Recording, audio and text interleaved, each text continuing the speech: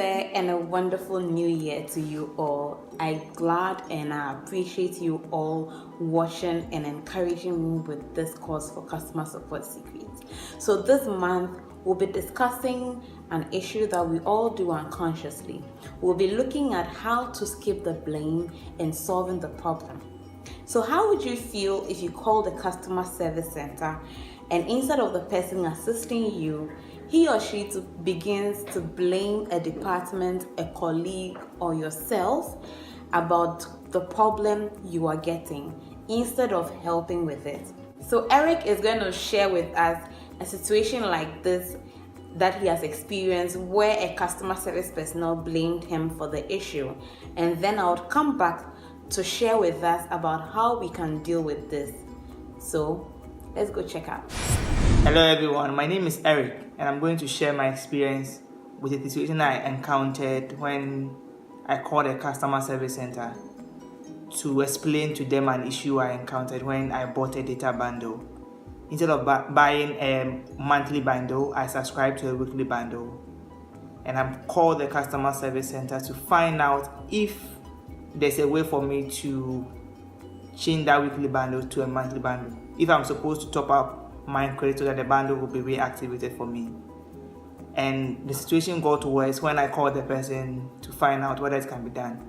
The first question he asked me is that on the data bundle, did I see a monthly bundle? I said yes. But I told him that unfortunately I selected a weekly bundle, so I want to find out if something can be done about it.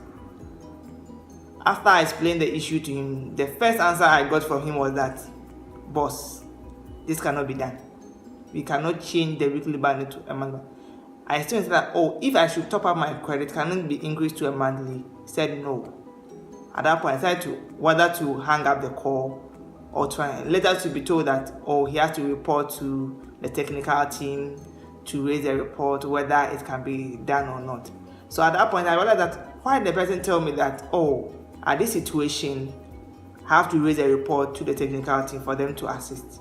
So I know that if it's not possible, I know it's not possible from his end.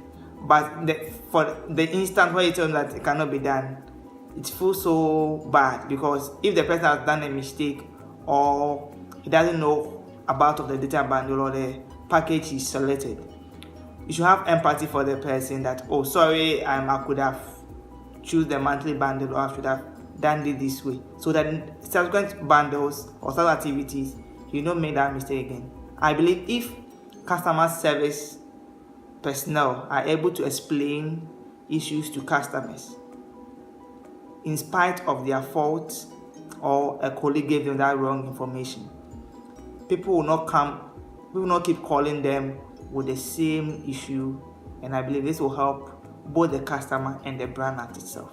Thank you. So that was Eric sharing his experience about a situation he encountered where the customer service personnel was pushing the blame to him instead of helping him solve the problem.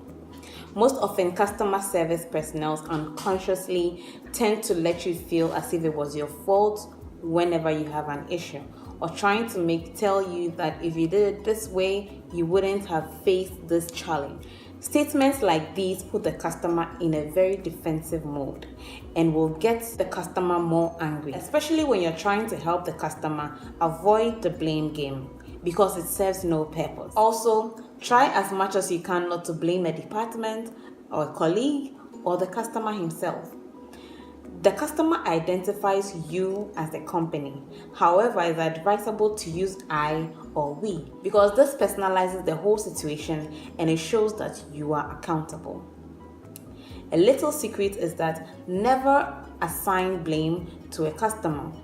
When you offer a solution, do not fault the customer. It is true that in line of your business or in real life, the blame game feels satisfying for a moment, but does it actually fix the problem? It doesn't. Remember we discussed in valuing complaints that a few customers will only make time to reach out to you, but others may not. These are the actual customers who will make time to directly come to you and complain. These customers are either angry or frustrated, I can understand that when a customer has an issue and is angry, it is very difficult not to respond immediately without a blame. Most often, the issue is genuinely not the fault of the customer, and so you don't feel like you're actually blaming anyone or just explaining what caused the problem. Always remember that the customer does not need to know, and frankly does not want to know if it was his fault or yours. The customer is only interested in what you are doing to solve the problem. In trying to maintain customer loyalty, let's try to stay focused in what we have to do to resolve the issues and keep the finger pointing out of it. It doesn't help in building customer loyalty. Staying focused on the solution does not only make it more effective, but it also shows the customer that you are confident and you are capable. This results in a more positive customer experience and goes a long way to give the customer an opportunity of coming back to you whenever they face a challenge. I hope you learned something new today on customer support secrets, that you would always skip the blame and concentrate on solving the problem. Don't forget to keep being awesome, and I wish you a great month. Bye.